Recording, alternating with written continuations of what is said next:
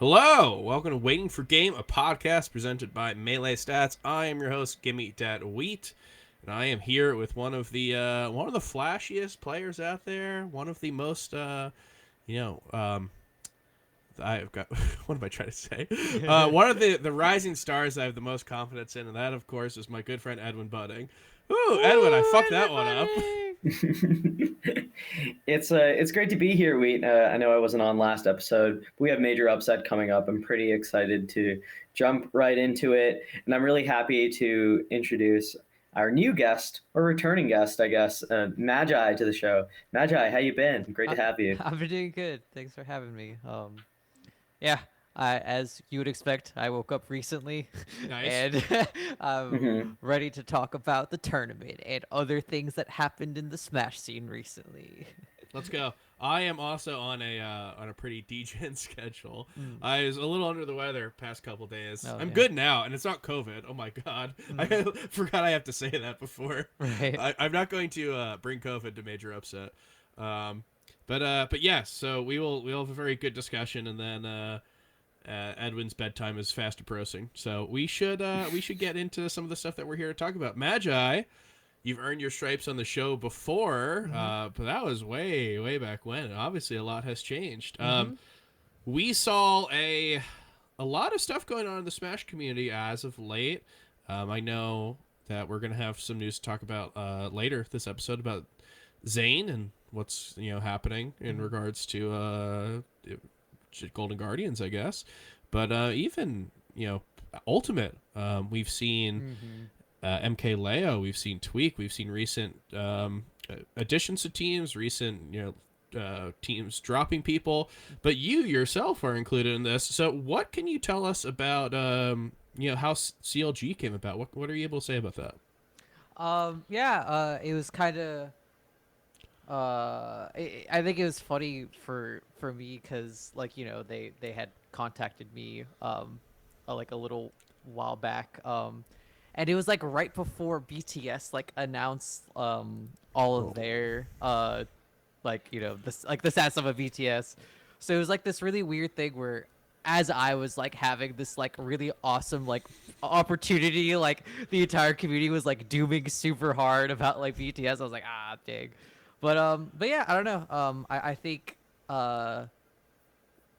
I guess like right now I would say that like Melee's in a weird spot where I think a lot of teams like CLG and like I think or like Luminosity with like the recent Yeah. Ultimate players like they know that there's like a lot of potential. I guess it's a weird spot where I don't even know how to like describe it, but I guess it's like we're in an awkward like transition from like I mean, I guess honestly, Melee is constantly in this weird limbo of like things are going really well and things are like really shaky. Like things are. I felt like for a while like things were going great, and then Nintendo like struck down Smash World Tour, and like that was really obnoxious.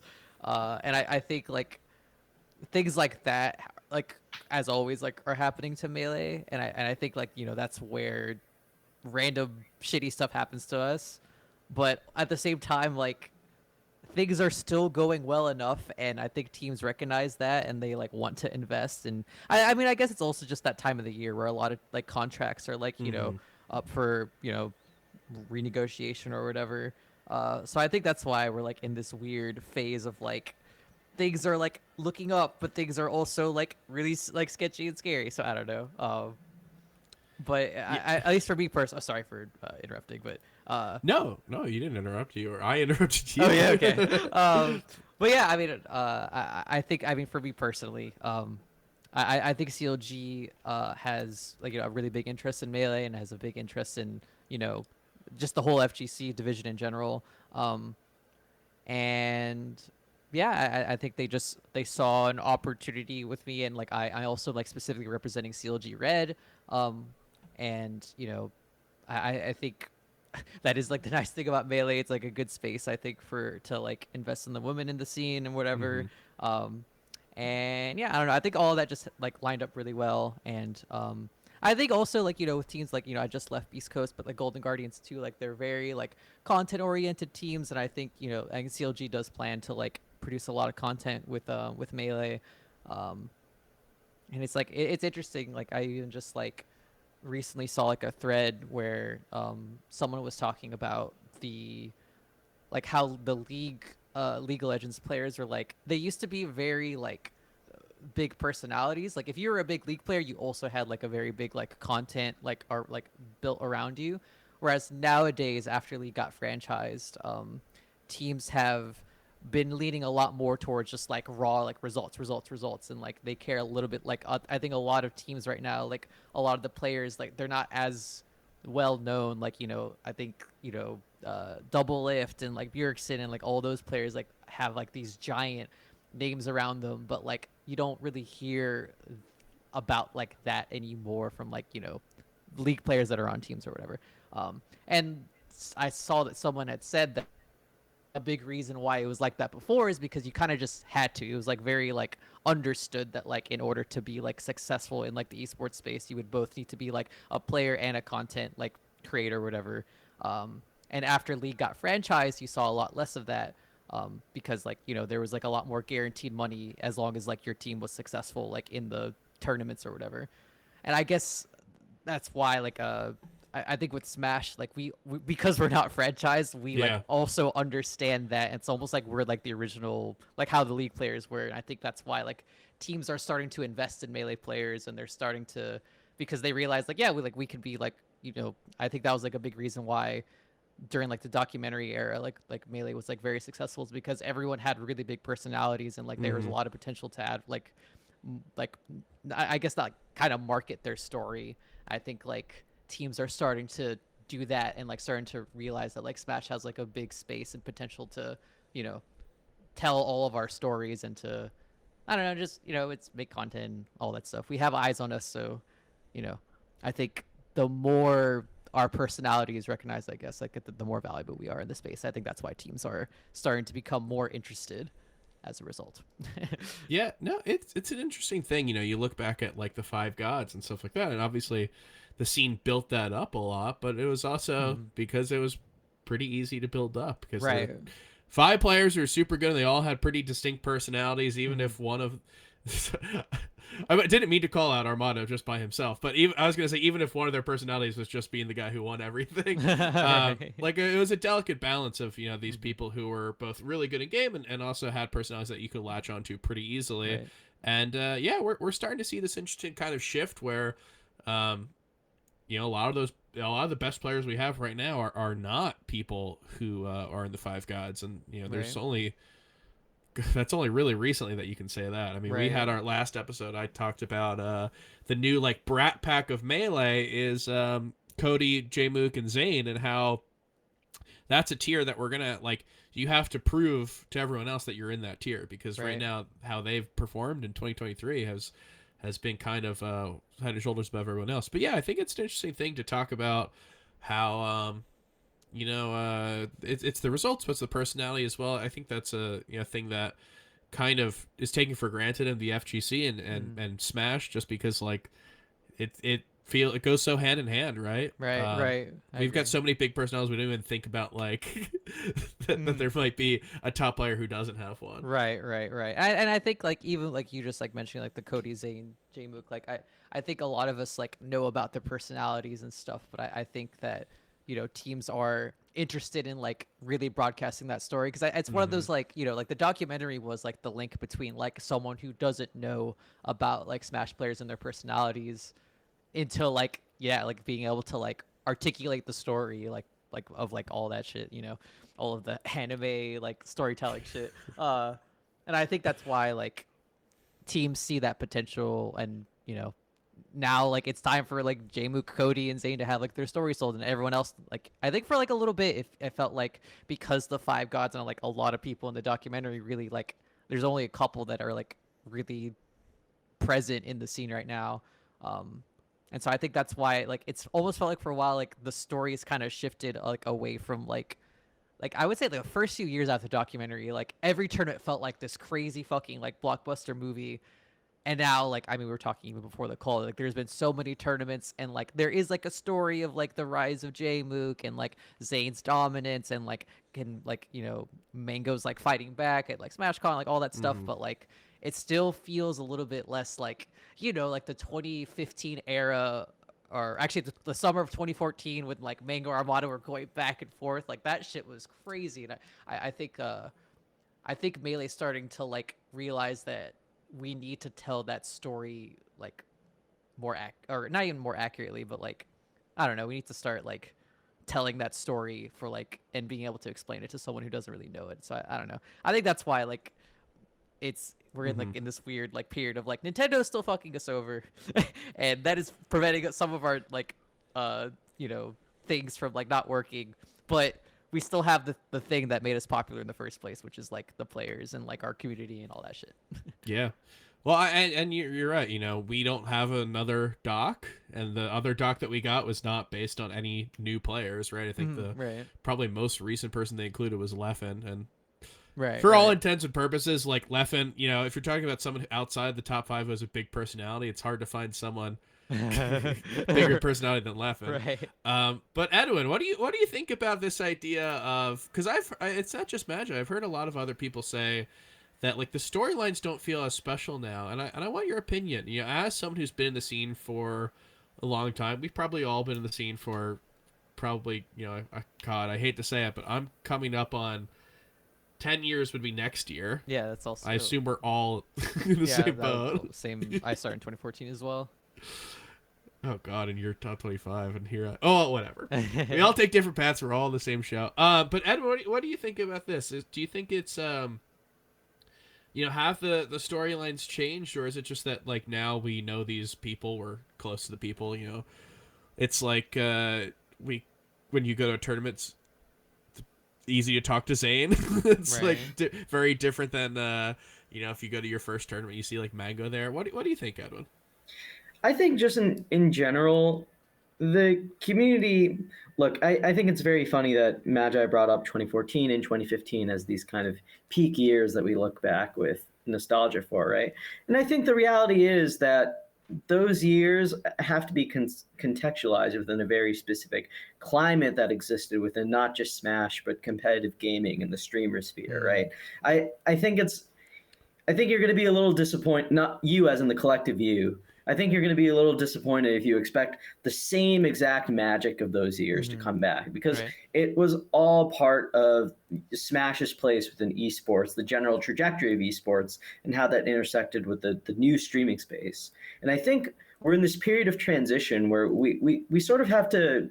It's not so much that we have to replicate the same storylines that we had in the past and that we have the same people telling those storylines. It's that the nature of those stories and what they mean to the audience have to change to 2023 times, right? And I think 2023 times it's a little uncertain for Melee. We cannot we can't overstate how massive the changes to the community have been since not just BTS's shutdown, but frankly the shutdown in Smash World Tour and Panda. So I think a lot of community leaders of today are not necessarily going to be the same ones that existed in 2016 and 2017. So in my opinion, I think it goes beyond players, right? It goes beyond just, what team is Zane playing for? What is the storyline that the scene and its content creators are going to build for Zane, Jmook, and Cody, right? It's that the nature of those stories of who they capture and what their appeal is to the general audience, they're going to be very different today. And I think for a lot of people, even myself included, as someone who was around back then, and is certainly more involved now than I was when I got in the scene, I think it's scary. I think there's almost a sense of like fear that we won't be able to live up to this golden era, or we won't be able to reclaim it. But I don't think it has to be that way. I think there's a lot of really special things about Melee right now, the personality it entails of, the stories that are being told, the kind of people who are telling those stories, their perspectives on it. I don't want another Smash Brothers documentary from 2013 plastered over in 2023 for many reasons, but even just as a not just for as the cancelable reasons. Yeah, not just that, but just the natural appeal of them, right? The things about Smash that stick out to us and make it special to people like us three today are so much different than what it was when I was in college or when we were all younger, right? So I think it's okay that the scene is in a different place. And it's okay that the things that are fun and interesting about the scene are different now. And maybe there's a different way to express them and there's different points to highlight. But I think that I think we'll be okay. I really believe that the people who are involved in Melee today just really, really, really love the game. And they love the game in a different way than when the community loved it in the past. And I think the scene will slowly come to terms with it. And I think that between players getting signed to different sponsors for different reasons, between a shifting of the guard or however way you want to put it, I think we will be okay. I always thought we'd be okay. This is what happens with Smash as of late, ever since Panda and Smash World Tour and then BTS, is that like we're all like, no, we'll survive. That's a pretty standard question, but yeah, it's very funny that we tend to go into like the no, we'll make it mode. And Magi, I actually want to ask you about that because you talked about people being doomer. I remember when it got announced that you were leaving Beast Coast. I saw a lot of people that were doomer. Right. And I will say I did have a little birdie. I had a little intel, and I was like, no, I think it's going to be fine. Yeah, if I can just interject really quickly, one thing that I found very amusing was people jumping on the news of Zane leaving GG and going, oh my God, Golden Guardians is not going to be involved in Smash anymore. We're screwed. They're not going to run events. They're not going to sponsor anyone anymore. It's like, guys, I know we're on edge and this is a tense time, but that doesn't have to be the case. Right. Yeah, it's funny. I mean, Magi, how did it feel seeing everything go down where people were going really doomer while you knew that it was all going to work out? Yeah, I think it's funny because my plan was to I considered announcing my Beast Coast, I was departing from Beast Coast, and then not saying anything else. I loved being on Beast Coast, and then leaving it off for a day just to. But I did consider the fact that BTS, all of the recent news in general, was just I should probably be slightly reassuring that things will be okay. It's I think and I think Zayn also did the same thing where he at the end is hey guys, I am hopeful for my future in Melee. And also Toph quote retweeted the announcement and was hey, Golden Guardians, Melee's, it's fine, guys. It's fine. Everything is gonna be okay.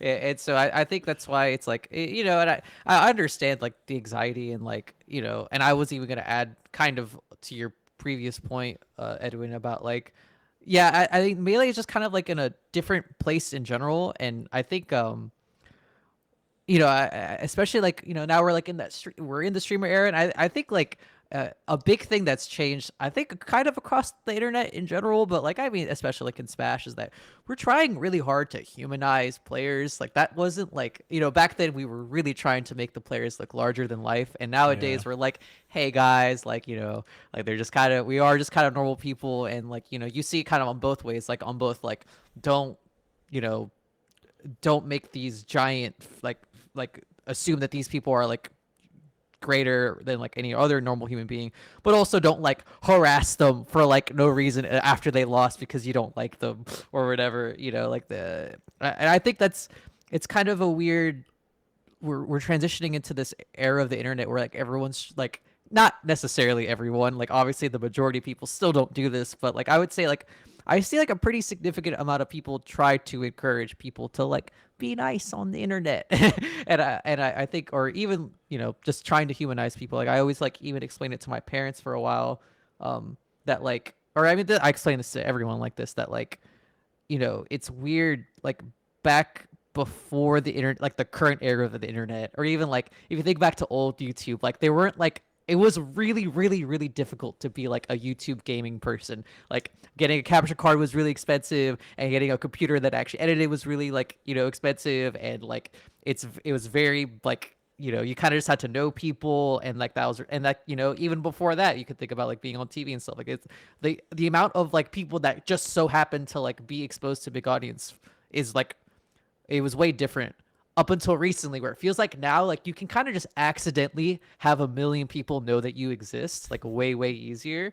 And I feel like because everyone has more access to that ability to like be exposed to the general population, that like we're like all starting to become more knowledgeable and aware of like, hey guys, like, you know, it's not like the like back then it felt like if someone's famous on the internet, they must be like making millions of dollars and they don't give a fuck about like how much hate they get. But nowadays we're like, hey guys, like, you know, someone like accidentally got famous or whatever, and you know, it's probably a good idea to not like think that they're like any different or whatever. I think that's why, like, you know, I would say the way that we're talking about like the melee players nowadays, like it feels different. And even with streaming, I think with streaming, like we're starting to become like more directly, like we just know about the personalities more directly. Like you can't like, it's obviously very different from talking to someone in person, and I think like streamers are absolutely like not automatically humanized just because they're on the stream or whatever, but you just have like a higher chance of like understanding that the person like is, you know, is like pretty fucking normal. I guess I don't really know how else to put it. So yeah, I don't know. I do agree though that like as a result, I think the way that we're gonna tell these stories and the way that players are, it is gonna be very different. But like, you know, I think we'll be you know, I think we'll do a good job with that. I guess it's not like a, you know, I don't think we're a one trick pony with like the doc or anything. You know. No. Yeah. I mean, it's a sign of the times, right? When Melee was probably at its biggest was when you know you had that type of stuff, when that was when the five gods were around. Mm-hmm. That was when we were hitting you know, over 2,000 entrants at Evo, stuff like that. Right. Numbers like stuff that feels so different than what we have right now. Mm. But you're right. Yeah, I mean that was the time where the esports bubble was getting bigger and bigger, and we were kind of popping off. It was yeah, extremely lit. and I remember as a fan, I was like seeing all these Reddit posts about like who's CLG gonna sign next, who's C9 gonna sign. Like it just felt like bigger and bigger. And you're right, you know, it feels different now, and there's obviously some growth reasons for that. We're not hitting 2,000 entrants in any tournament anytime soon. Right. At least Melee. I don't know what Ultimate does. They probably have one every other day. But God, even back then, like I forgot, like did this Flash 4 come out like in 2014 too, or like 2015 ish? Yeah, I think it was like late 2014. Yeah, and then started with Apex, I think, something like that. Yeah. But yeah, I mean that, and just like the general esports wave, and Street Fighter 5, like it all just kind of led to it being this thing where you're right, we kind of tried to make these people feel larger than life, and I remember it feeling pretty awkward when Plup got really good, and everyone was like trying to fit him in the same mold as like the Five Gods and Leffen. Right. Plup's personality, like very cool, very chill, very nice, but right. not as easy to like slot into the big personalities of the other ones. Yeah, he's like a force and light nowadays. But yeah, I mean it's a cool thing to go to a tournament and not have to deal with all of that type of stuff, I guess. You know, J-Mook still says hi to me in every event. I don't think he needs to. Right. I think I told him that. And I was like, yeah, I think after we won Collision, I was like, yeah, I don't think you're good. I think you should think you're above me. But obviously, you know, a lot of the new guard feels very, you know, kind of maybe saw the undersides of all the, you know, growth that we had, and kind of living with what we have right now. That being said, like Mango and HBox are bigger streamers than they ever have been in that era. It's like it's an interesting thing to talk about, like brands in terms of streaming and how that's grown since the pandemic, and I don't know, it's an interesting thing to talk about. Yeah, it actually, like Hungrybox is like a awesome example of like, he's just like I don't even really know how to put it, but I guess I think he just found his rhythm in the content creator space, and he's fucking running with it. It's like it's really super cool. Yeah, to see, Magi, honestly. it's very funny that you mentioned that, because I think it's all part of his grand plan to lead us to the HBox singularity. I think given the power crisis right now going on in Smash, with production studios falling, people not running events, I think it's just all part of HBox's grand conspiracy to brand every major after himself, basically like IRL coin boxes, Mhm. and all streamed on his channel. And Genesis it'll box, the big mhm, box, big box, shine rip box. box, shine box, super smash box. Yeah, It's I believe it. pretty I funny. could see him doing it. Yeah, he'll commentate also. He'll win grand finals. He'll commentate. Mhm. He'll pop off. He'll commentate on his own pop off. We kind It'll of be have given beautiful. him a blank check where like he'll do these really ridiculous things I think people would have gotten on his case for a lot more if it happened like 4 years ago. But now it's just like, that's H-Box for you. Right. Even when he was like going into Double Down without a mask after, oh well, whatever. But yeah, Yeah, there's he's it's gonna very like funny. he's gonna like take a bunch of he's gonna hold a major hostage and be like, I'm not gonna stream this major unless you give me 50K straight up or That's whatever. H-Box for you. Yeah, we're all Yeah, gonna and say we're all that. just gonna go right along with it and be like, yep, good old H-Box. He does it for the content. I mean, you have to respect it, really. Speaking of content, I guess if we can kind of push this along just a little further, we're seeing kind of a shift in esports, right? Moist is one of the, I guess, bigger teams in Smash and Melee at least. That's obviously run by Critical. That's like a pet project of his. And recently we heard about Ludwig. Ludwig's getting into the game of, back into sponsoring players, which I guess he did way back with Zane at Genesis 7, but actually, like going a little more full-fledged into building teams, working with Moist. They've got that Valorant team, which is apparently like good and still in the Yeah, tournament. I don't know actually how Valorant works. I need to fuck. I saw Nick England post. Oh, they're okay. That's They how I don't get play my for another half an information. hour. Yeah, I also get it from Nicky. They're playing in half an hour. But yeah, they are doing really really well. I think they're in losers of that tournament. I like don't actually like. Oh, I also don't really know what's happening in Yeah. Valorant, but I do watch it. I did see the bracket. And I did see them go far in the bracket, and they lost, but they're still in it. So I think they beat presumably, TSM. yeah, I think so. I'm pretty sure. Yeah, yeah. So that's this like really interesting microcosm of what might be happening in the scene is that like in I guess the scene at large esports is we're seeing a lot of people get into it who have like money from streaming Mm-hmm. and just decided that hey, this is a thing to do. It's a little pet project. You're gonna lose money, but like what else are you gonna do, right? Mm-hmm. We've been seeing kind of a shift towards that. And I guess I don't know, what are your thoughts on this? Because I think when Moist first got into the scene, it was seen as a little less legitimate than everything else, Right. right? It's not on the level of like Team Liquid or I was gonna say Evil Geniuses, who's a team that I don't even know if they exist anymore. They do. They do. They do. Okay, just not in Smash. Right. Right. But yeah, definitely like was not seen as the same level of these organizations. But over the past couple years, and signing multiple Ultimate players, Moki for Melee, like I think that they have gained a little legitimacy. What is your thought on this as someone who's kind of in the know and in the top echelon of players? Yeah. I think it's really interesting, and one thing that like just comes to mind like about it is like, well, there's two things that immediately come to mind. Is that one? I think they just really enjoy like. Mm-hmm. If they have like a 20K stream and they're just watch partying like a tournament with like Moki in it, like, or like even like watching Moist or Critical rather, like watch Cola and like going fucking sicko mode with like the chat and stuff. I think like it's just like a, or at least from the perspective of the people who own it, I think they're just like interested. Like I think like even rich people just do that already with like real sports, right? Yeah.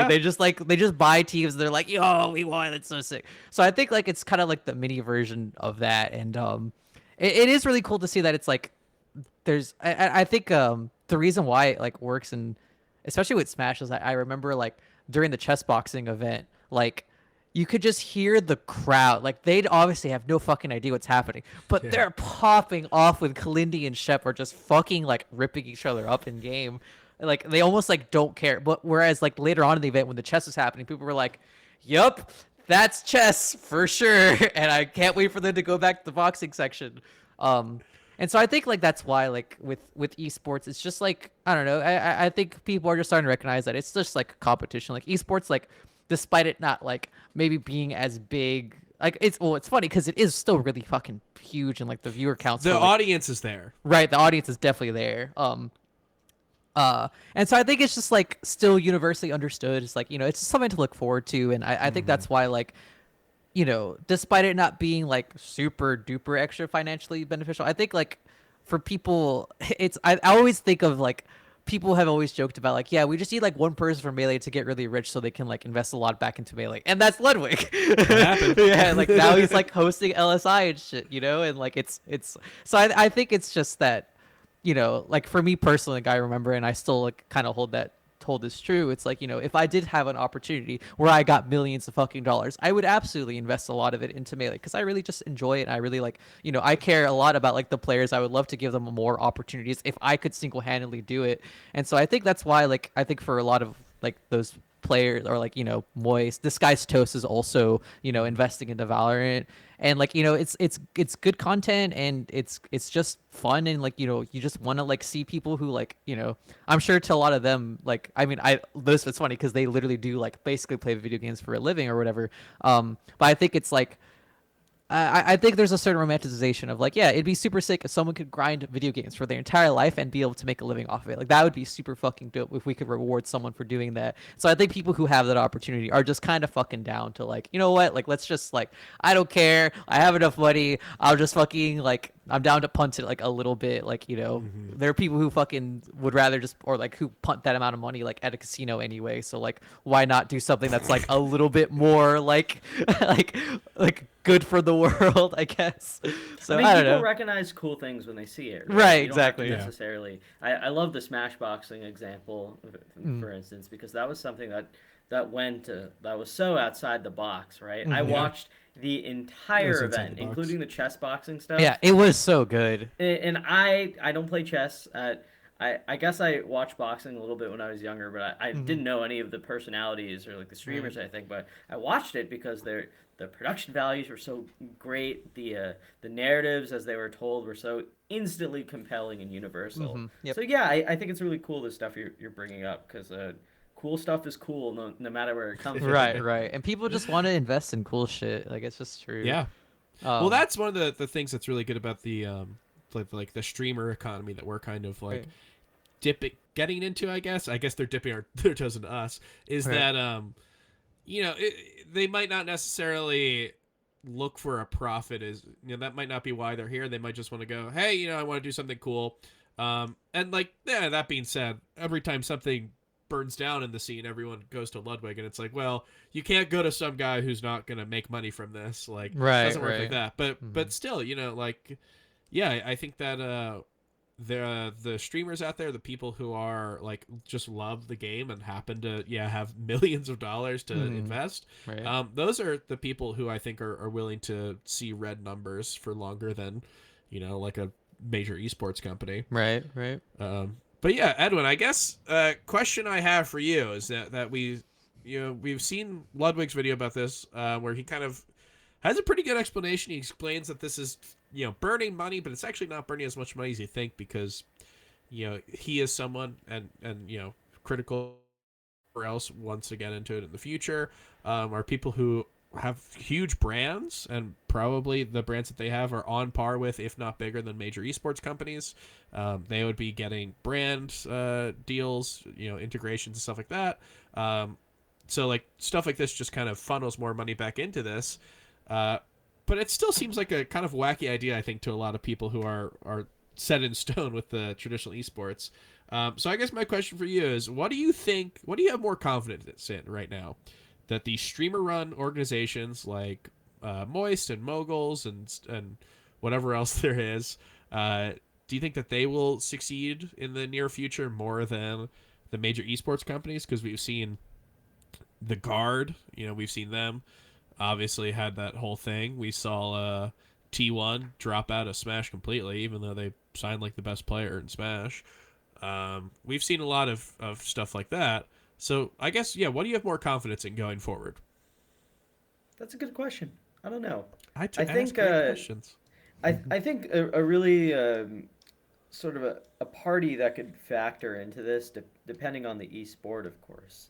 Um, with Melee and Smash, we have a unique perspective on it because we're not developer supported and are totally True. grassroots. But I think the developer plays a really big role in this. I think one of the really cool things that BTS did that I thought was really great for the Smash scene, and I truly hope this stays the standard, by the way, although I'm doubtful. One of the really cool things that BTS did is that they knew how competitive ecosystems worked in other fields, right? They knew that typically streaming channels and broadcasters paid events for the right to broadcast and stream their stuff, right? And BTS was able to take this risk because they had a special deal with Twitch due to their Dota presence and success in other games and everything. But that was something that they provide to Smash that really helped TOs. So rather than a TO begging, Lord HBox or Lord Mango or anyone else for permission to use their stream and use their assets and reach out to their follower group, BTS was actively giving money to events and they were actively supporting the competitive Smash ecosystem because the way they saw it was just better for everybody. Hmm. And that was the way it worked in other fields. And if they could repeat that dynamic in Smash, it was a rising tide that would lift all boats essentially, right? So I think unfortunately when it comes to esports, that's a really big part of it, and I think a lot of it depends on how willing the developers are to work with people whose entire job is producing and how they can align their bottom line of selling more copies with their game or supporting their brand, vaguely speaking, with aligning that with the producer's goal of getting it to supporting a competitive ecosystem and selling it to as many people as possible. And I don't really know how much more likely that is with a streamer versus a company within esports. So I think if I were to guess, I think it may be easier for a streamer company to apply pressure on developers that way. Like I could see a streamer getting large enough to where this could be the case for smaller esports. But would it necessarily like a Rivals of Aether, for instance, or something like that? But would that be the case for League of Legends or Dota? I don't know enough to say, but I would cautiously go with the established teams there, just because they have more years. But you never know. The Yeah, fact so that I it's guess close at all, right, yeah, it is says maybe something about the. something that, Mhm. yeah. I could see Um, even like that like for big like things like league and stuff like I think there's just like more bureaucracy, I guess, like on like literally there are just like more things to like go through, and like when things are more established, and like I feel like the streamer like probably like doesn't really want to match the resources necessary for that. But like for like a grassroots type of game, like I Yeah. could definitely see like, because I think another thing too is that like I think a streamer has a lot more to gain than like a random like pop like, or not that one, like a Little Caesars or something. Like, does Little Caesars really get that much out of sponsoring a tournament? Like, probably not. Like, if Little Caesars had a Twitch channel that they were really interested in growing, then they maybe could. But I could see like, like you were saying with like that Ludwig video or whatever that talked about, like it's surprisingly not as bad as you would think. Like I think a Ludwig or like a Moist Kid Cap, a lot of pretty reasonable opportunities, or like even like a fucking like an if XQC just randomly decided to stream out an event and like put on a big thing, or like Ninja was gonna do that, or fucking like all that shit. Like mhm. I could see how they have a lot more like tangible things that to get versus like a company that like, I don't know. It's just kind of hard to convince gamers to like buy things, but it's like pretty easy to get them to like use a Twitch Prime or something, or like even just like have like even just to watch the stream, and like so like the streamer can like show the number like, hey, I had this amount of views at this event, like I am valuable or whatever. So I don't know. It's funny because I guess that's like a just adding a middleman to like the other bigger sponsors or whatever, but I don't know. It's just something that I thought about. Yeah, if I could quickly get one thing, we've been talking about this for a bit, and I do want to talk about tournaments before we have to go. But I think the last thing I would want to make clear on this, just to bring this back to Smash, and this is something I've been really thinking about.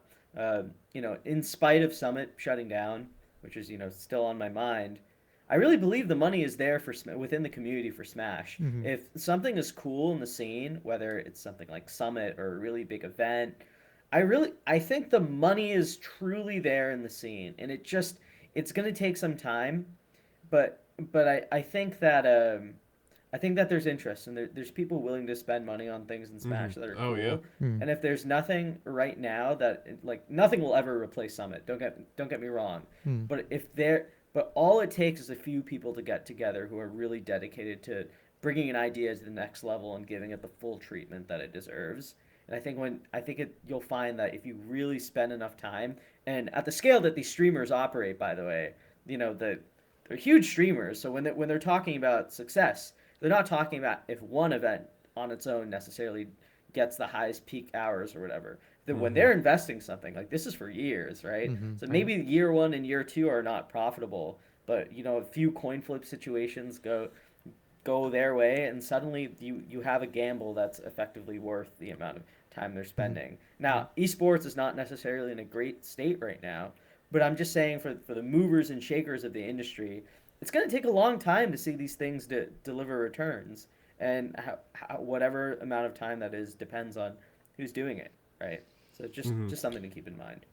And to tack onto that real quick before we move on to major upset, uh, yeah, I mean there's a market for esports, and I was talking to a friend recently. This was when the guard shut down before BTS shut down in that like 1 week, and he asked me how I think esports is doing, and I said, there's a market, there's a huge market, but it's really hard to turn that market into into Anything. dollars. Yeah, Yeah. right. Like this is not, and it's a huge. It would be a huge. I don't even really want to say it because it's such a huge topic that it would take like another episode. But the fact that Twitch is free is kind of a tough thing. Right. When you watch the NFL or the NBA or anything like Mm-hmm. that, they have deals with NBC and ABC and ESPN and all the people who run it. They've got like millions of dollar deals. They've got so much money flowing through there and flowing through other stuff, of course. Um, and esports has a very big audience, right? We've all heard about like, oh, this one got like 1 million people watching, and hundreds of thousands of people went in person to see this thing. Like we've heard all the stories, but it's in terms of like, yeah, how to actually monetize that. Right. And the one thing I'll say for streamers is like the dumbass simple way of looking at it is that the streamer's able to monetize stuff a lot easier than a team. Right. Because what a streamer can do is Ludwig can go on. He says, it's got a video and it's boys.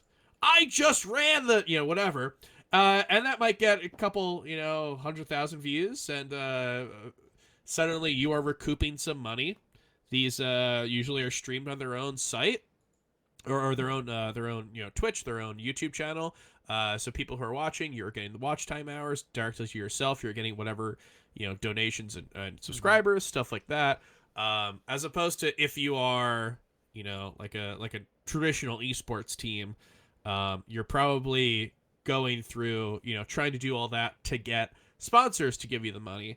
Mm-hmm. So yeah, it's a weird thing, but Right. I for one, I'm looking forward to this weird type of just like enthusiast esports team Mm-hmm. wave that we're having, and when I see Zane leave Golden Guardians to kind of wrap it all back up, I know we said that people are doomer, but honestly I didn't see as many doomer takes as I thought I would, and I don't believe them because we just saw Luminosity pick people up.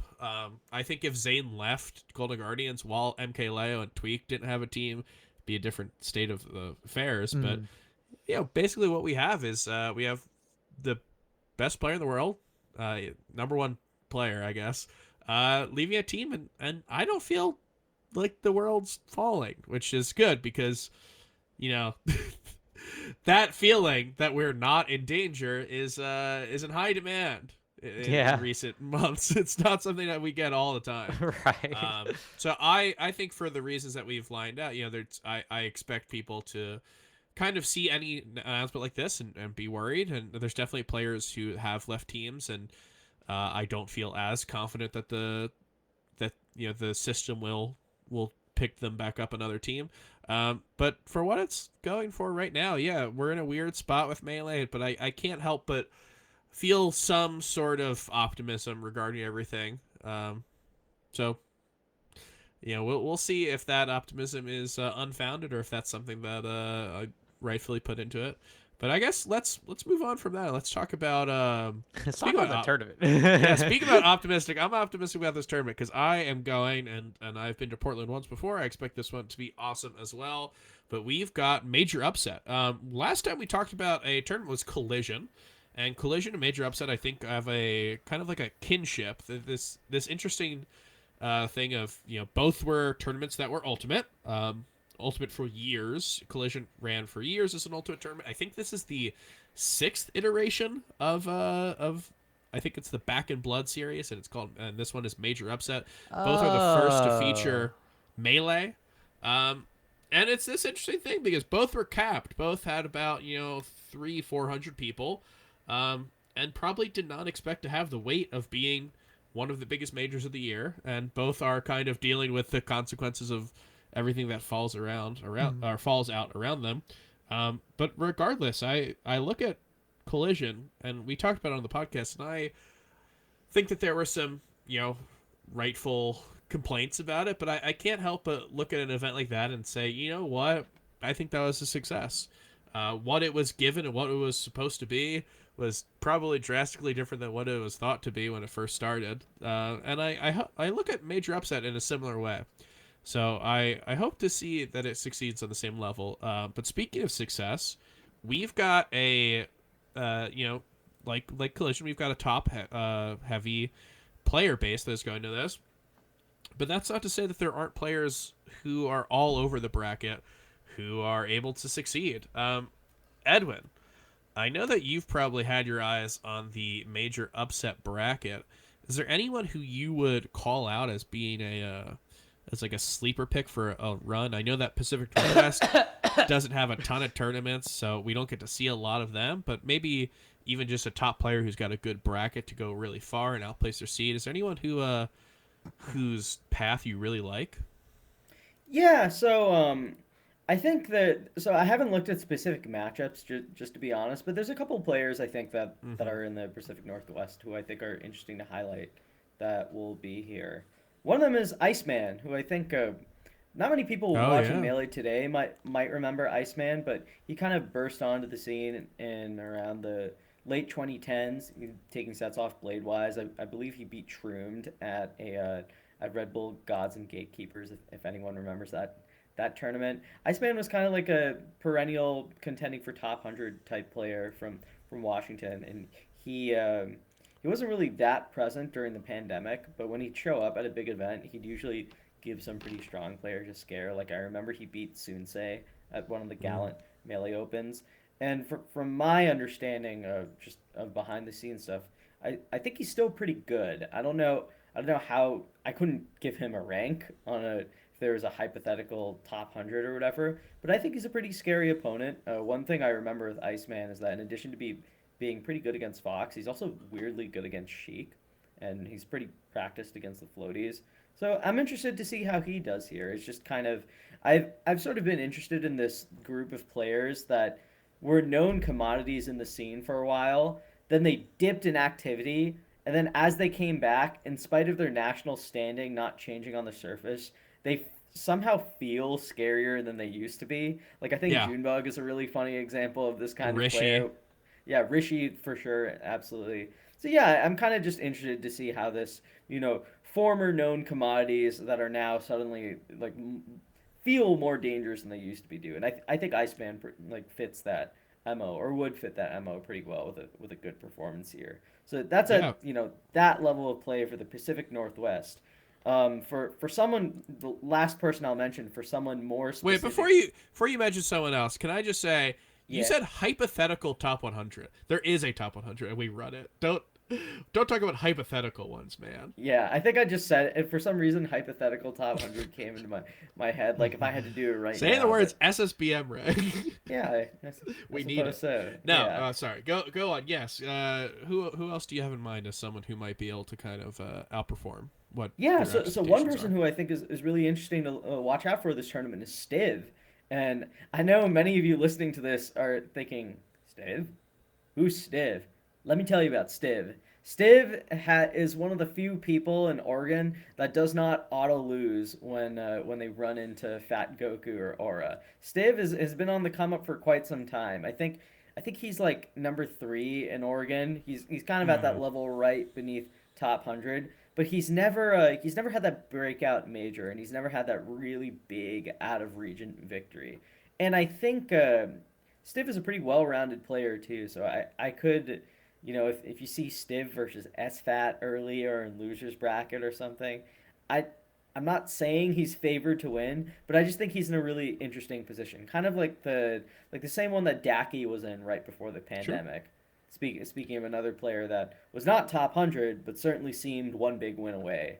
Now, unfortunately for Daki, that came during the pandemic online, but but I think Stiv is kind of like the 2023 like similar case to that. So those two would be my players, kind of as dark horses for this tournament. Stiv is an interesting player because as he was progressing on game control and getting really good, very very young guy, Mm-hmm. still in his teen. I think he's still a teenager.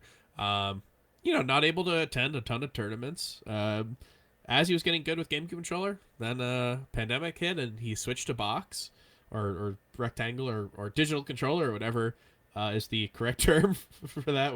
Whatever we decide to use as a community.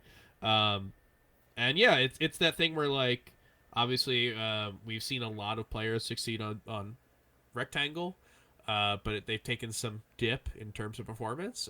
And yeah, I think that this is possibly him coming back up to speed. He's getting to where he used to be before, and it's about to see whether or not he's able to exceed what he did on GameCube controller. That being said, he's at HBox, so I don't know. I don't know how we feel about that. Unlucky.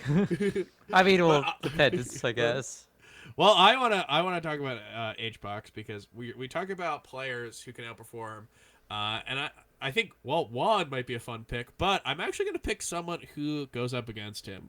I mean, I could say, there's a ton of players here who I think are lower level who could or like perceived lower level who could get pretty good runs. I think Snap's been doing great in NorCal recently compared to kind of how people well, I was gonna say how people think. People probably might not know the name Snap.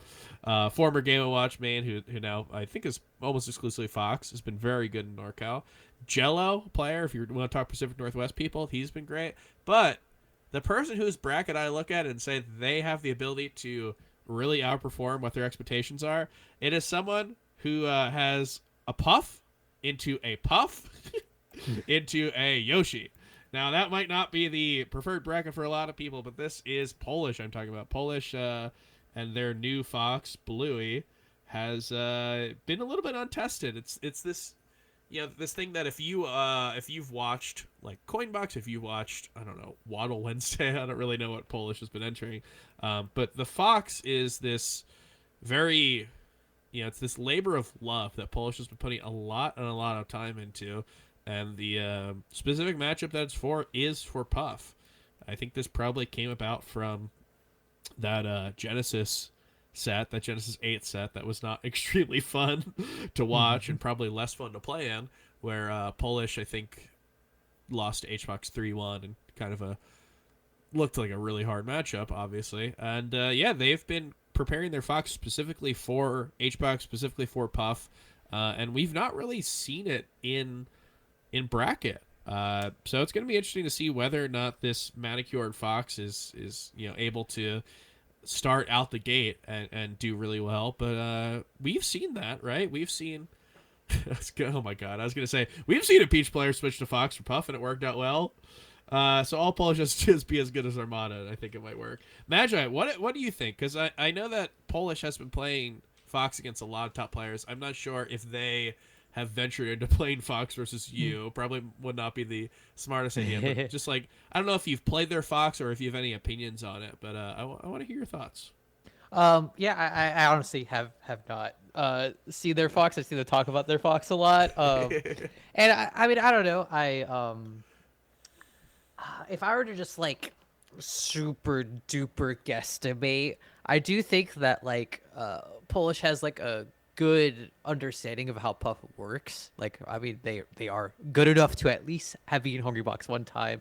And I think as long as like, I kind of agree that like this is a good opportunity for the Fox to randomly just pop off. And Yeah. it's just kind of like a matter of like is their execution really good right now? If it is, like, I think they certainly have the understanding for that matchup to, be able to translate. Like, it was interesting. I had like a lesson with Drug Fox, and he just like very plainly explained to me how Puff works, and like he had told like a story about how like with Shep, like he was talking to Shep whenever like Shep took Sammy as like his coach for Summit or whatever.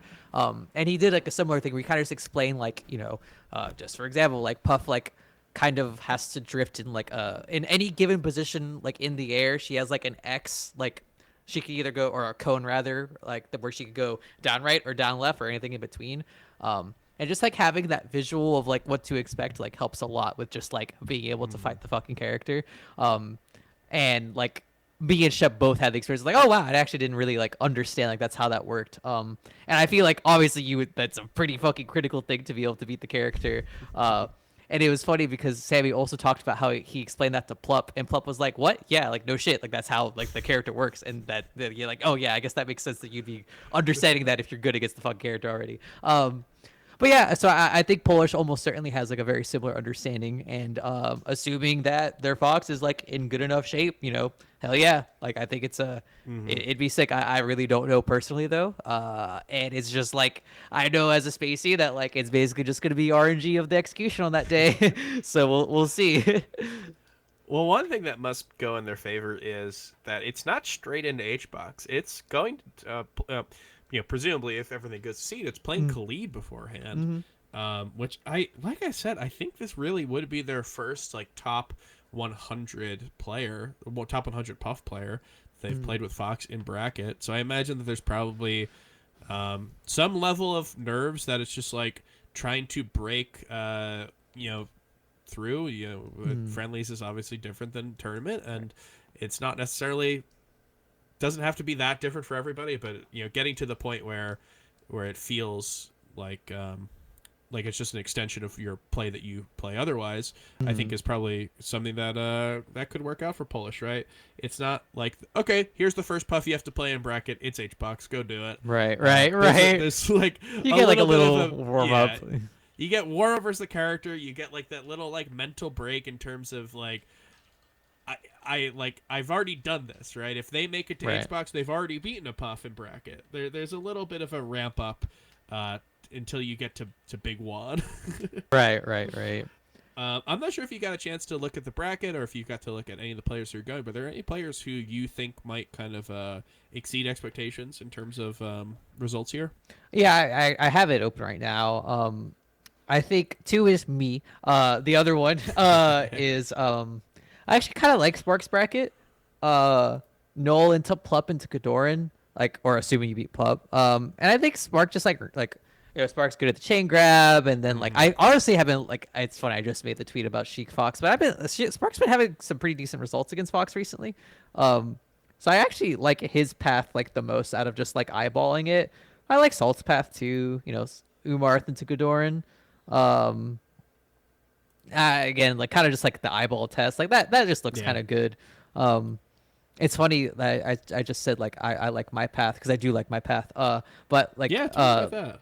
yeah, I have Nick M win to Law into Cody. I have finally broken my personal like I am a believer in Magi versus floaties, which I think is the most important person to believe in. And I've been feeling really good against Peach. So I like my bracket for that sense, like Falcon into Peach into Fox. It'd be cool if I could play Cody for the first time like in person on the double Have you played CLG. in person? I've played him only in friendlies, but never in tournament. Okay. Oh, so yeah.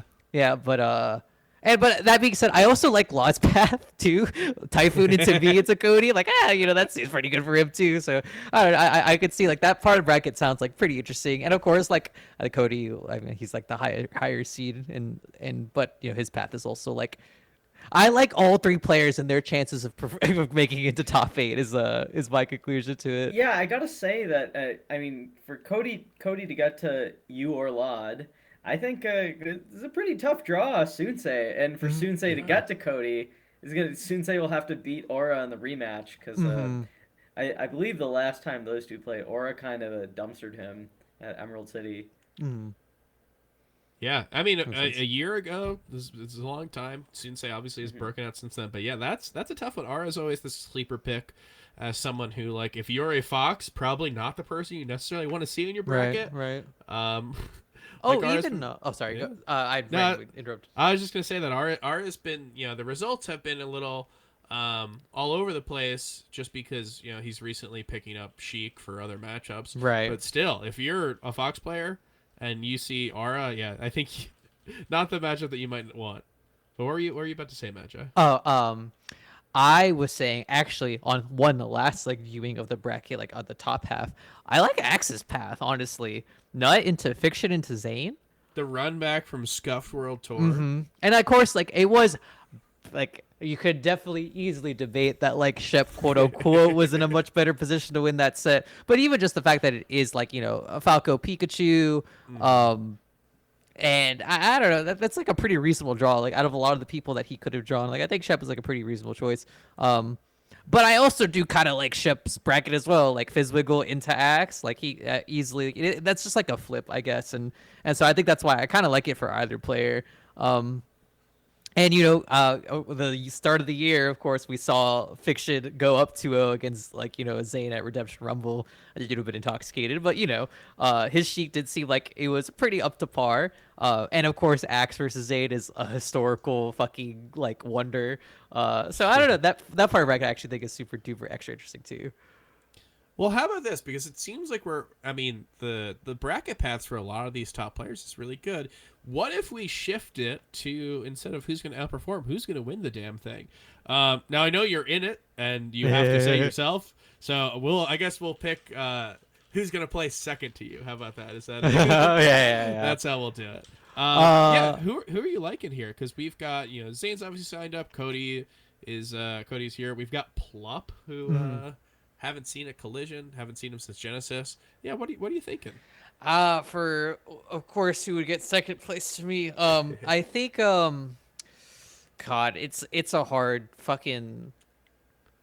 I will say eyeball test for me at Zane. Zane's like biggest opposition recently has been Jmook. And there is no Jmook. I really like him versus Hungry Box. I like him versus I don't even actually remember the last time he played Amza. I guess that one's kind of sketchy, and Amza is Mm-hmm. definitely like pretty reasonable against Hungry Box. So that would be like a pretty challenging thing. And I guess now that I like start to articulate that whole bracket path, I actually could totally see an Amza win too. You know, Moth into Johnny into Amza into presumably Zane or Fiction or Axe. Like I kind of like him in any of those matches. Despite I actually think Shep is pretty good against Yoshir. Like he was starting to figure some things out about that. And then Amza versus like Cody. Oh, actually, I forgot about the Yeah. Plump versus Amza shit. That was tough. Um, but it is.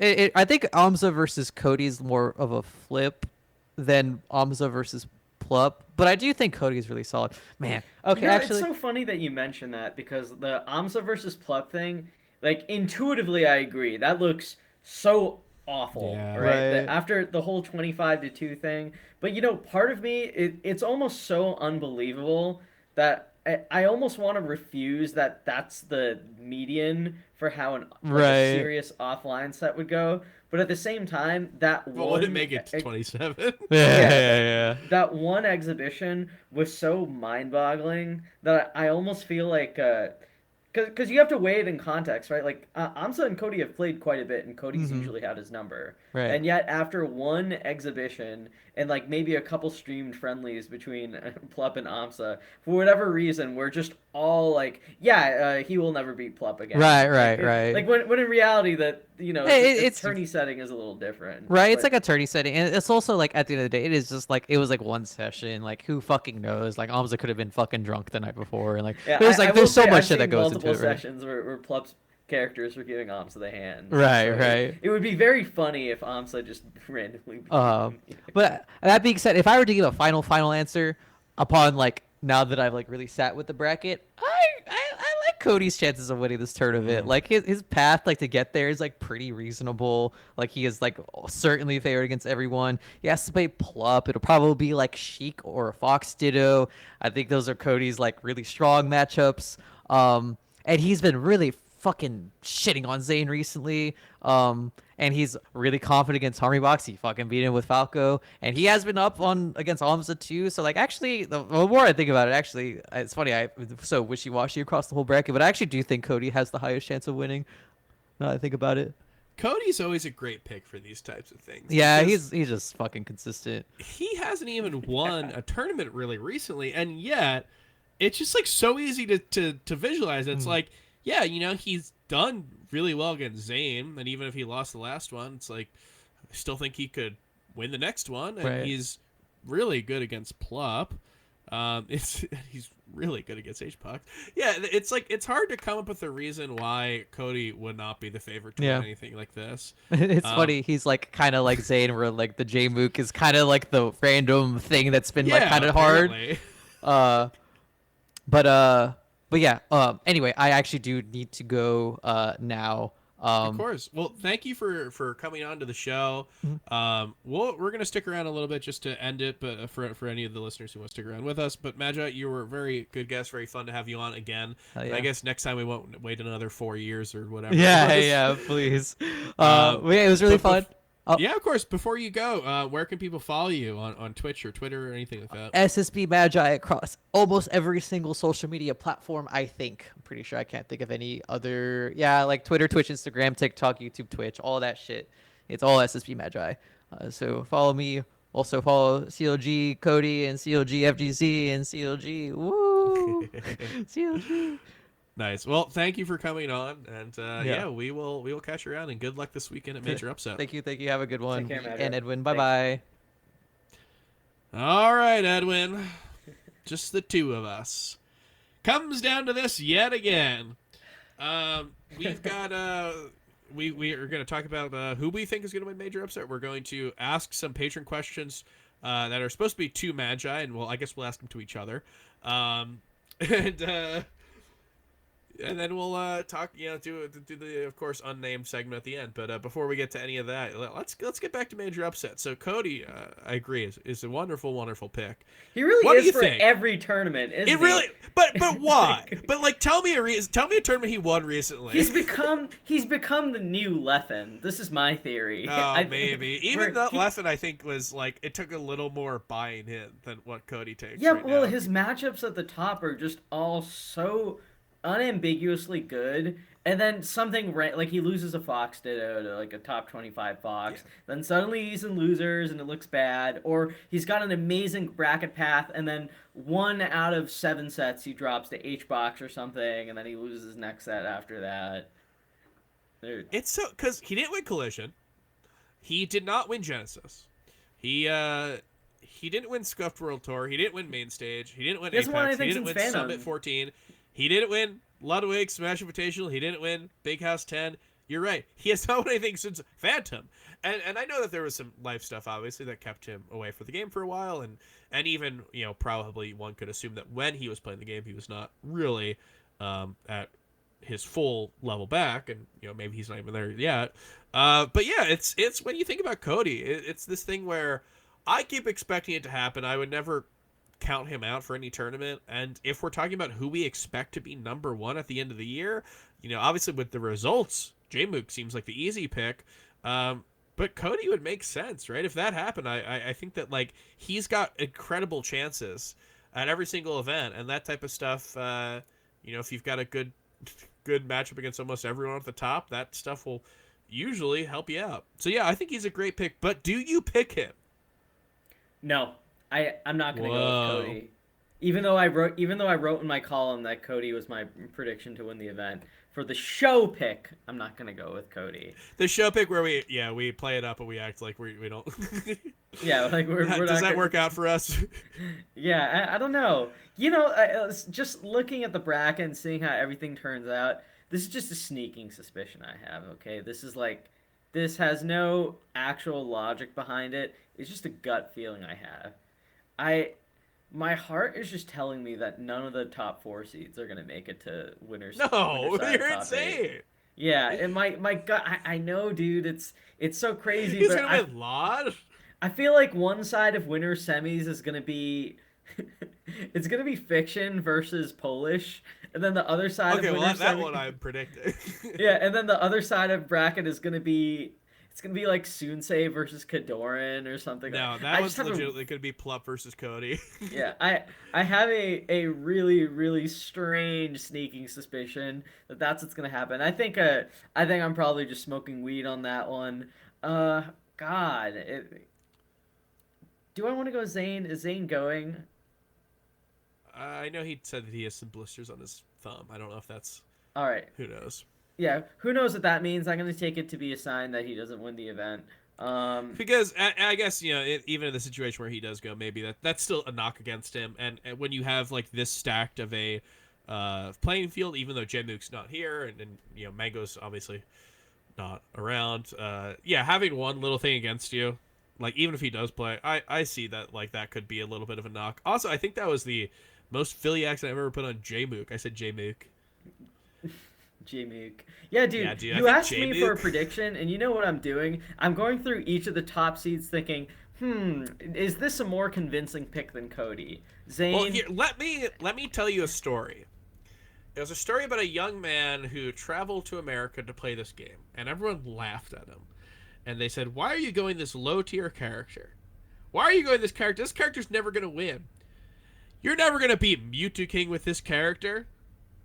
And that young man, Messiah Chikamoto, better known as AMSA, VGBC Red Bull AMSA, has been someone who we've seen struggle as of late, but the story of AMSA's career, time and time again, has been basically getting doubted, seeing the results, and everyone kind of expects there to be some sort of plateau, and coming back to America and destroying everyone time and time and time again. We had the time where if you look back at the ranks, he kind of falls off in the top 25 at a certain point. I remember kind of wondering if that was maybe going to be it. I thought he was still a top 25 player, but seeing that made me think, well, maybe this is going to be it. Maybe we're going to see him at 2 tournaments a year, and he's going to kind of be like pretty good, take some sets off people. And what we've seen since then was him catapult into a top 10 player, and then we saw him catapult to a super major winner. And even though we've seen him have some of the worst results of his career in recent memory, I have a hard time saying that the guy who we count out for years only to get proven wrong will not prove us wrong again, right?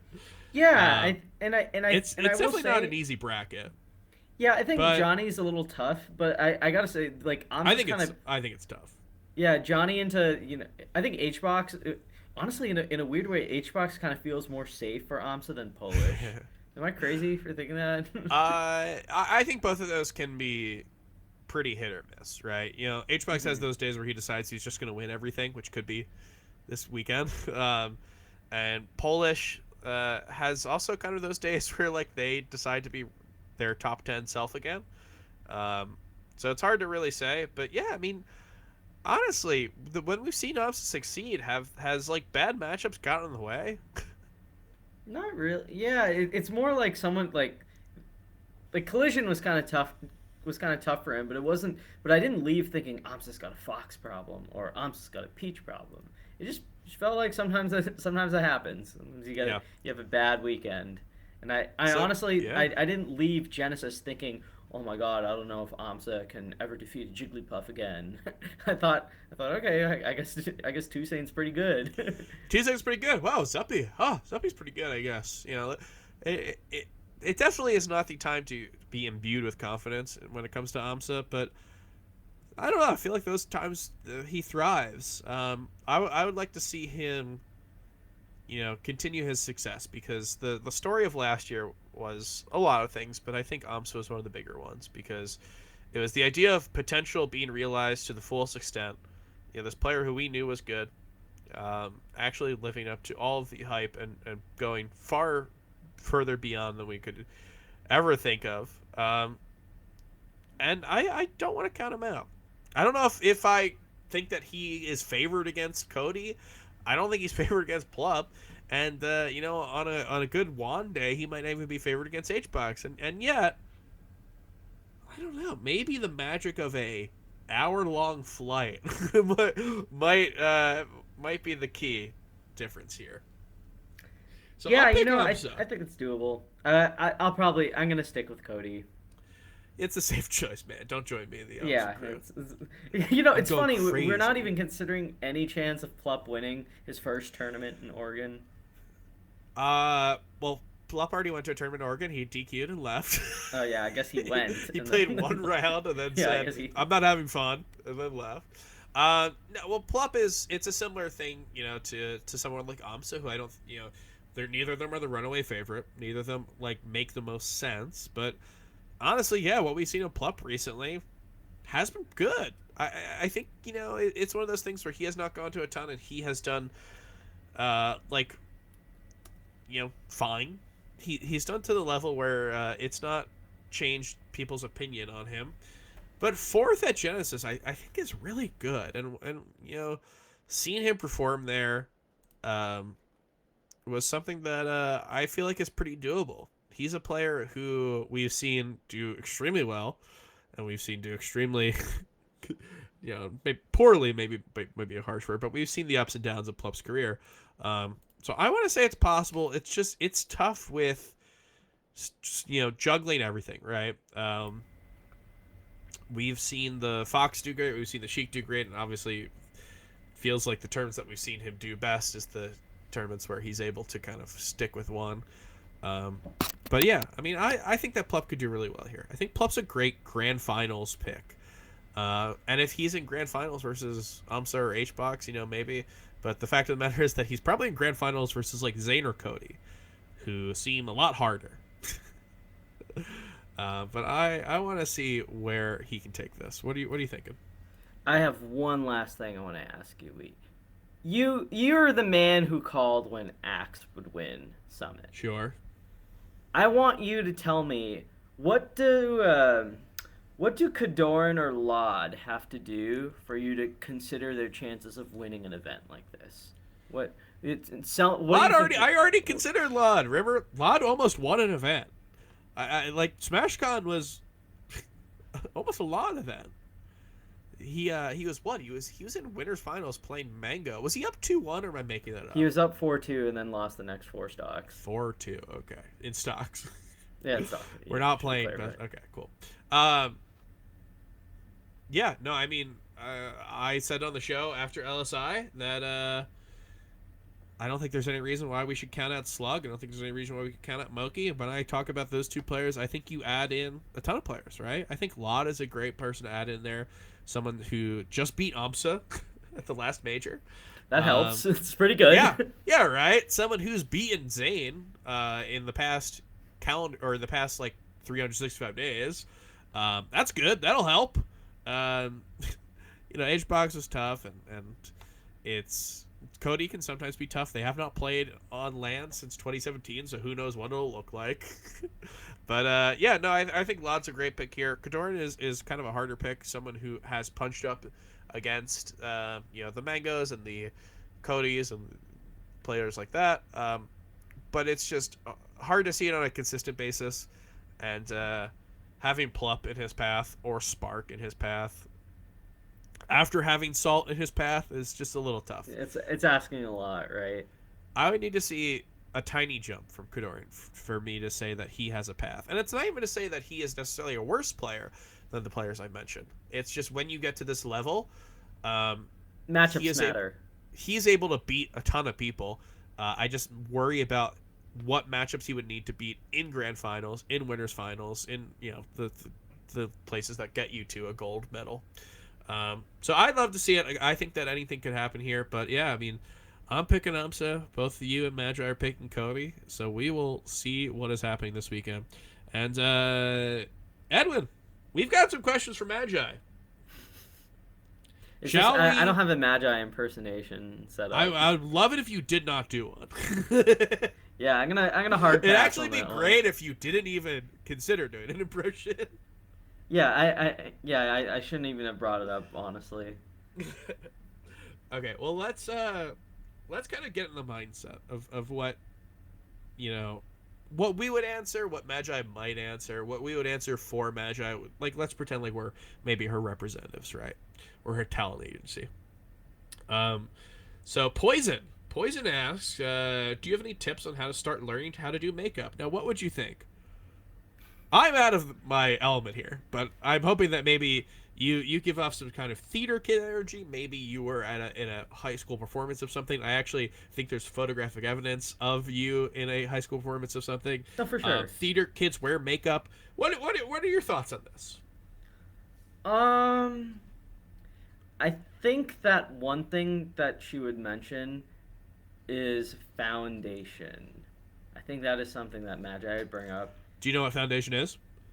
Um, I I know it when I see it. Okay. I am not able to describe it, but I understand the vibe of foundation for makeup. Okay. Where would you Uh, is foundation uh first, middle, or last? oh my god. Uh, I'm gonna say that it goes first. Okay. Why are you saying that? Walk me through your pretend like it's Who Wants to Be a Millionaire. I'm just looking back. Well, now we're gonna go in this Slumdog Millionaire mode. But Hey, man. yeah, no. No need to cancel It has me. nothing. It has nothing to do. It just happened to be a cultural reference. Okay. I'm just like looking back in the process of all the times I did, my high school musical or high school play and what I remember. I actually, it's funny because I didn't mind applying foundation because we were on stage and everything, but because I have pretty like noticeable like dark big features on stage, I always got away with never having to do like I never had to put like uh, anything on my lips, for instance. I never got had to do anything like as much as some of the other kids. Like I didn't What like some would of the you other put on kids. your lips? What? Give me an example of a makeup that you would put on your lips. Uh, I don't know. That just came to mind. Like some people put on like lipstick or whatever Okay, or like lipstick. lip gloss or something. But I And I never just did thought it was that. very funny that you said something. It's like, well, I think there's only one thing, right? Yeah, lip gloss or It's lipstick. got. I don't know. That's true. Like You know, there's the gloss.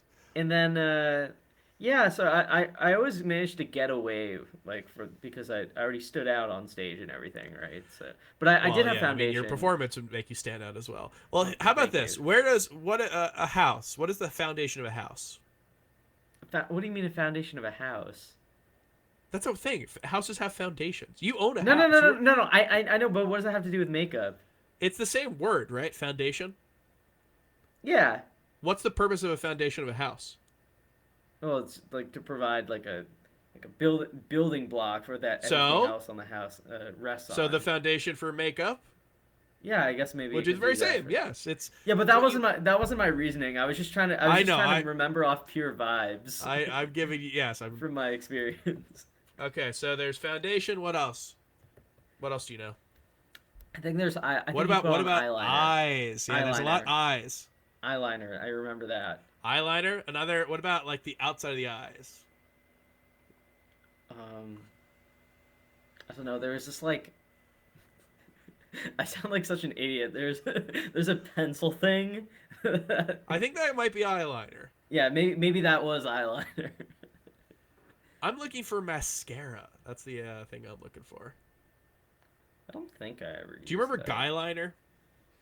Yeah, I vaguely remember. Those are the days. Yeah, I wish Magi was here. I think she would have a blast hearing me I describe. think. Well, the great thing is this is recorded. Yeah, I'll have Maybe. to send it to her. Yeah, maybe we'll get her to react to it on stream. Magi, how did I do? I think you got a 6.7 out of 10. I thought you were gonna say out of 100. No, you answered the questions with aplomb. It was you were trying, and we appreciate that. Now I don't know. I'm no expert. I don't know why.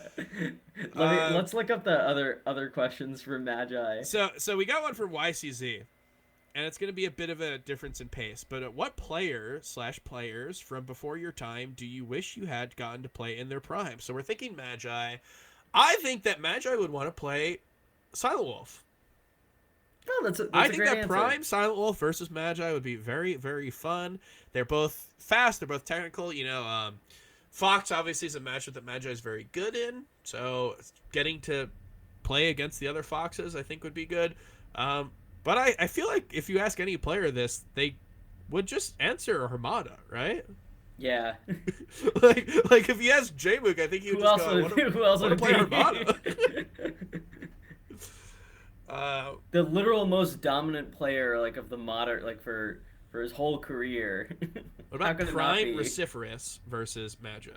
Yeah, maybe. Yeah, I'll have to think about that. I also thought of Crush and PP, but yeah, Armada is the like how would anyone coming up today like being the better than they've Yes. ever been not wonder how do I compare to the person who was most above the field when he was around? I don't know. I Yeah, feel like it's that's one of those such a questions that's clear very answer. fun until you realize there's like a real, like a number one answer, and if you don't say it, then it's like you're purposely not saying the correct answer. Kind of like how I answered Amsa. Okay, well, we got one from Jade. And this is to Magi, of course, and it's what is your ideal breakfast composed of? So Magi, and this is not, I'm not dismissive when I say this. Magi, we know, wakes up late. Yeah, I So was gonna mention like breakfast, I don't think she's like a big eggs and toast person. I big think plate of pancakes, sausage. Yeah, I don't know if it. I don't know if she's a Grand Slam girl. no, she doesn't seem like that. Um, what For some about reason, I feel like she's really big into mac and cheese. mac and cheese as breakfast? Yeah, yeah, exactly. That's what Wow. I'm saying. Is it like cut up hot dogs in it? Is that type of mac and cheese, or No, just like craft. just Kraft? Yeah, I went when I used to work at a place that sold food, kind of a grocery store type thing, and one of my coworkers had never had Kraft mac and cheese, and I was like, "You've never had it?" And I apparently convinced him, and he's like, "Yeah, I'll buy it." He told me, he's like, "I bought it. I'll tell you how it is." And I actually I didn't get to hear back on that one. I think we just forgot. Funny, I wasn't like telling him to get it. I was just like, "This is crazy." I told another coworker that story. I was like, "Yeah, he's never had it."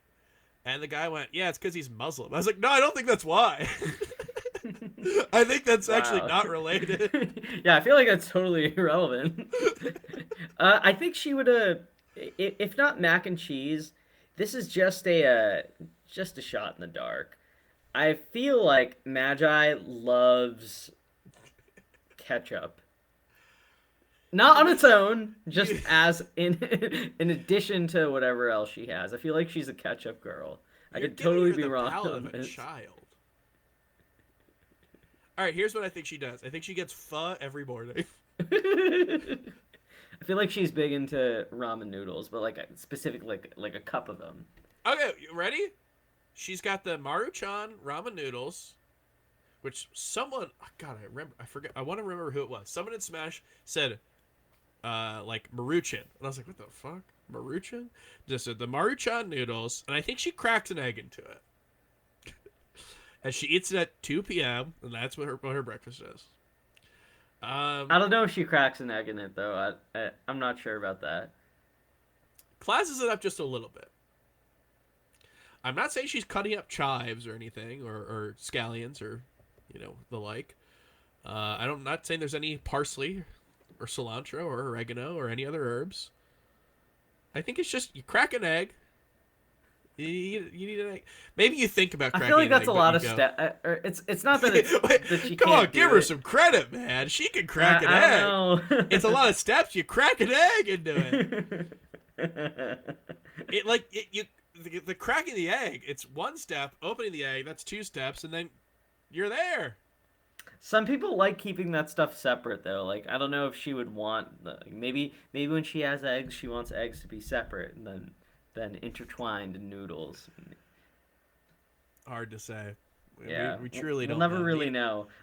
Here's one from Seal that I'm curious how Magi would answer it. Question for Magi: the South is one of the less talked about North American melee regions. What are some things you think stand out about it in comparison to the rest of the world? So I feel like remember, you this asked is this what question. Magi thinks. I feel like you asked this question because there's political undertones to it. Where That's not why I asked. what does the South stand out against the rest of the, like, a lot? Okay, the South in terms of melee or in terms of Melee, yeah. I think that's what okay. remember, this is what her answer is, not yours. I think she would say the South has a lot of people who play a lot of different characters. There's Prof. She plays Rabbit a lot. Rabbit, obviously, someone who plays a lot of different characters. So I think she might say that there is a lot of character diversity, and there's a lot of people who have feels for the game. Remember Forrest. Forrest obviously could play multiple characters at a high level.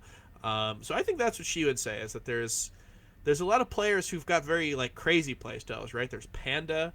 Hey, Forrest, and that's another person who plays pretty crazy. So maybe that's what she'd say. There's a lot of like flashy players, and they have a good time. They have a lot of fun. Maybe.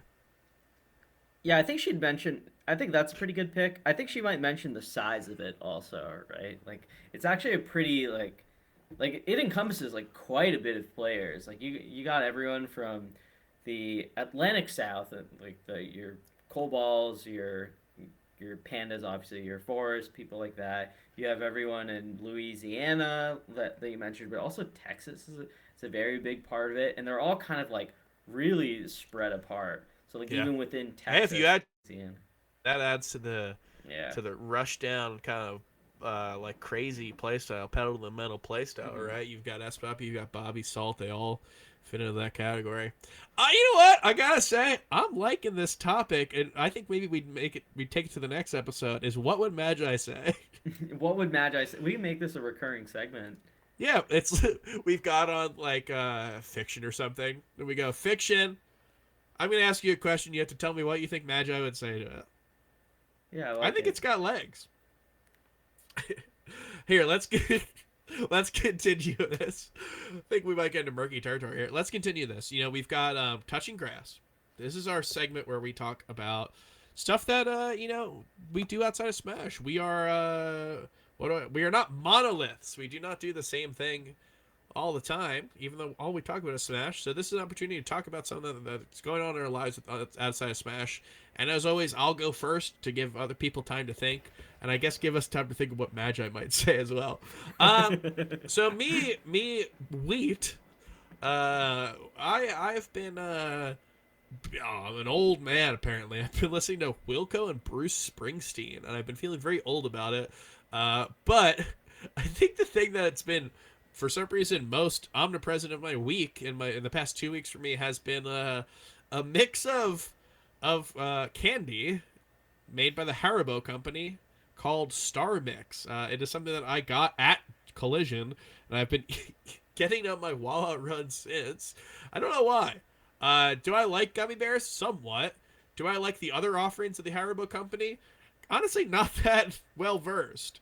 And yet, the idea of having a little bit of all of them in one package for $2, it's very enticing to me. You can eat a gummy bear, then you eat the little like cola bottle, and then like there's like a cherry ring. There's like two snakes of different flavors connected. It's very fun. So I've been eating a lot of those, more than I would have thought ever in my life. But hey, here we are. So what do you think, Edwin? What has Edwin Budding been doing this past couple weeks? I've been doing a ton of stuff gaming related and not necessarily related to Melee, although I've been playing a lot of Melee too. I've just been Doesn't count for gaming. this. Yeah. So Careful. I went to see Final Fantasy Crystalline concert, which is basically these two pianists just playing tunes for Final Fantasy in Boston. That was pretty fun. I went with my hometown friend and his girlfriend. That was great.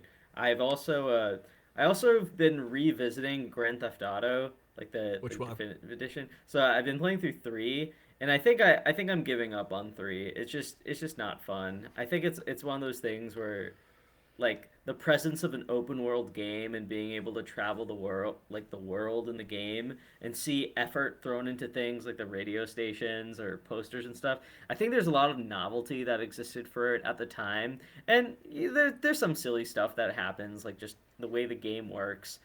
the spectacle of being in crime and having police chase you and having all these wonky little situations where a car flips over and suddenly it explodes and two cop cars go flying into it and they explode also. Yeah, I can understand why like people found it fun when they were younger when that kind of stuff was new in gaming.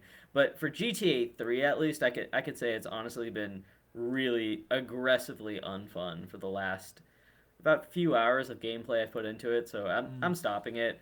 I don't really know if I want to continue on with Vice City and San Andreas because the thing is like the core gameplay is just going from point A to point B, and then picking up someone and then going to a different destination. The shooting is not particularly that great. The driving is not amazing.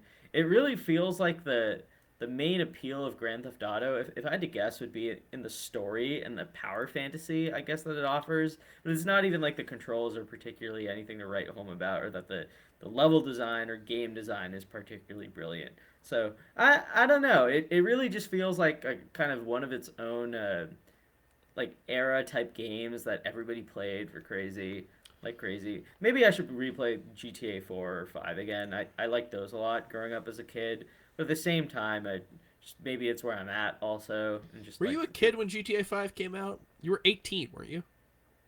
yeah, I was 19. That's basically a kid. 19. Okay. You know what? True. When you see a 19-year-old at our age, you go, "Oh, that kid." Yeah. Yeah, I've just been gaming a lot, but not necessarily ones that I'm omega crazy about. Has it seriously been almost? Is it coming up on 10 years this year since GTA 5 came out? Yeah, I actually have a very funny story about GTA 5 that Okay. I'd like to share with the audience of this podcast. And it's if that's very okay. funny. You can assure us. It's very. I can assure you, it's very telling of what I was like in college. Okay, Okay. so You're wearing a top hat. I was in college, but yeah. So I used to. So one of my gen eds. So basically, in college, you have to take these courses that fulfill some kind of requirements or whatever. And there is a course I took called Intro to Geology. It was also called Rocks for Jocks because it was known as the course that all the student athletes, like the basketball team, Was would Kemba take. Walker in your class? Uh, no, but we had a couple. We had a couple like athletes. Kemba Walker would have been before my time, I think. Yeah, I just couldn't think of anyone. Yeah, maybe like Shabazz Napier or something. But I wouldn't know Wow. because I never showed up to class. 2013 and in the first year and a half of college was pretty tough for me. I was not a very good student, and and this will go back to GTA 5, I promise. So I had already missed 2 labs of this course, and basically the way the course worked was that if you missed 3 labs, you automatically failed the course or you had to drop it entirely, right? Now, on the day of the 3rd lab of the entire course, I had already missed the first 2, was the day that Grand Theft Auto 5 came out. And in my infinite wisdom of being a sophomore in college, I decided that it was more worth it to skip the lab that morning so that I could drive to GameStop to pick up Grand Theft Auto 5 on its launch date and spend the rest of my day just playing Grand Theft Auto 5 instead of doing anything for my class. So I went and bought the game. I played it for like another month. I ended up dropping that class entirely, so it didn't count against my GPA, but I just dropped a class, so I had to take another one the next semester or whatever. And a month later, I got into playing Melee. So Grand Theft Auto 5 was a integral part of my experience. So I'm trying to figure this out. I'm not very good at this. How do you make a poll? I want to poll the Twitch viewers as to whether or not they think that was very funny. Okay, having trouble. Regardless, we will hear about that soon. One thing I will say, I don't think that connects to you getting into Melee. It was like 2 separate things. Your end of it Yeah, was, I guess. and then I got into Melee. Well, it was just at a really weird point because I was already watching some Melee at the time, but like I started playing a lot after Grand Theft Auto 5. That was the game I was playing right before I got into like. Sounds like you were already into Melee. Hmm, I don't know. Well, because I can't figure out how to do a poll, we will give you the benefit of the doubt and say that was indeed very funny. Thank you. Now, the question that we have to ask ourselves is, what do we think Magi's been up to recently outside of Smash? So this has changed from what would Magi do to what is Magi doing? What would Magi's answer to for what is this called? Touching grass. What would Magi's answer for touching grass be? I assume that she's been streaming a lot, doing a drinking game with Zane and Cody, or preparing for the drinking game that's coming up. You know what? I don't think she drinks. I'm really just going through her Twitter right now, and that's what she's doing now. I think she couldn't be on the show because she went to go drink with Cody and Zane. Yeah. Which, I can't blame her too much. That sounds like a fun time. I think that we're more fun, but alas, we had to prove it, and I guess it didn't work out. Well, how about this? I think that she's been watching a lot of game shows recently. I'm going to say that she's been watching a lot of either Bluey or another animated series that's on one of the streaming platforms. Steven Universe. Not a bad guess. Yeah, sure. She's been getting very into Steven Universe, let's say. Sure, maybe rewatching it. Okay, so you're saying that she's that into it that she's already seen it? Okay. Yeah, I'm calling it. She's a mega fan. Okay. She's been rewatching Steven Universe while she eats her ketchup and Kraft mac and cheese. Ketchup and Kraft mac and cheese. And sometimes ramen, but no egg. Sometimes ramen, definitely no egg. The entire flavor packet. Sure. And then puts ketchup on top. Yeah. I think that's what she's been up to. Man, I if she ever listens to this back, I would understand if she doesn't want to ever come back on the show. I think that'd be a bit of an overreaction. I'm saying that I would not understand. You're talking about her like she's an iPad kid. Magi needs her chicken tendies. that's what the vibe I'm getting from you. Maybe we'll have her back on. You can learn about makeup. I'll also learn about makeup, but I think let's be clear, both of us. No, but I think it should be specifically framed as her teaching you, and I'm just here for the ride. Yeah, you're not interested in learning. I don't know. Yeah, you're here for moral support from me. Yeah, I think it's good that you should know. I'll see you at the next major. You'll be all contoured. I'll be eyelinered out the gourd. Contour PDX, kind of like Contra PDX. Major upset this weekend. And I guess we brought it full circle. Edwin, it's been a wonderful show. It's been a interesting show. Magi was great. The two of us on our own, significantly worse, but still a fun time. Thank you for being on. Hey, how about this? We already had her plug. Do you want to do the plugs for Melee Stats? God, it's been so long since I've done it. I can try. It's kind of fun. It's like, it's like you're the guest, and there's no host. So, Edwin, if people want to follow Melee Stats, where can they do so? Yeah, so you can follow us on Twitter at twitter.com/MeleeStatsPod, where we promote all our content for all our platforms. But usually what you'll find is Last Night in Melee, so you can catch up with whatever happened in Melee Locals the night before. You can also go to our website, meleestats.co, where you can read articles like Monday Morning Marth, written by yours truly, or When's Melee, where you can basically learn about all the Melee tournaments that are happening in a given weekend and just check out stream info, who's going, and whatnot from there. You can go to our YouTube channel, Melee Stats, to watch any of our main video essays over the last few years or so. You can also go to Melee Stats Archive, our secondary YouTube channel, where you can watch VODs of episodes of Waiting for Game like this one.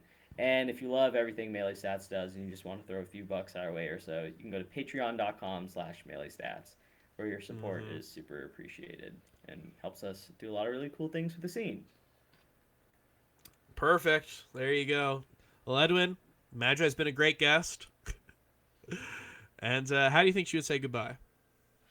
Bye, everyone. Okay, I don't know about that one.